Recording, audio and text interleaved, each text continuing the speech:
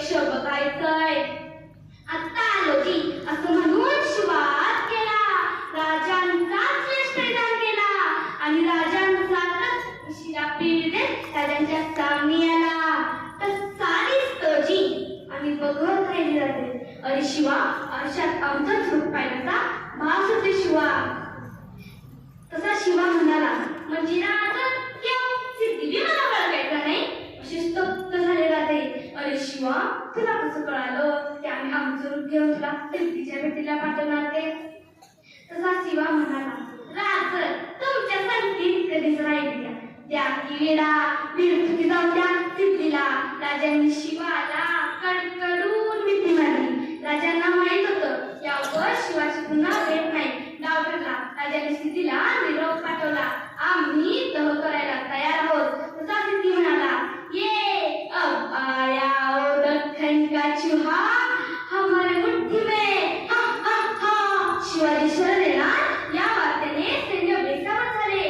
राजांनी या स्थितीचा फायदा घेतला. ठरल्याप्रमाणे 2 पालख्या तयार केल्या.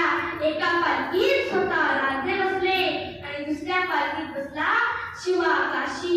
राजांची पालखी आडवाटेने विशाळगडाकडे जात होती, तर शिवाची पालखी सिद्धीच्या भेटीला. सिद्धी वाटच पाहत होता. पालखी आली. पालखीतून शिवा खाली उतरला. गळा भेट झाली आणि सिद्धी शांत झाला. पण त्याच वेळी 2 चमचे डोळे रोखले गेले होते शिवावर आणि शिवाच्या शाळेच्या पाऊल पडताच ते फुटले. ये शिवाजी रे तिच्या मनात तलवार निघाली. तर पासक पार झाले आणि पुन्हा विचारला सिद्धी, तू आहेस शिवाजी? आणि शिवा म्हणाला, अरे हो, मीच आहे शिवाजी.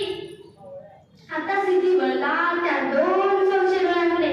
तो होता अफजल खानाचा मुलगा फाजल खान. सिद्धीने विचारले, तुम कैसे कह सकते हो कि ये शिवाजी नहीं है? तसा फाजल खान बोलता झाला, मैंने देखा है शिवा को अब्बाजान के कत्ल पर.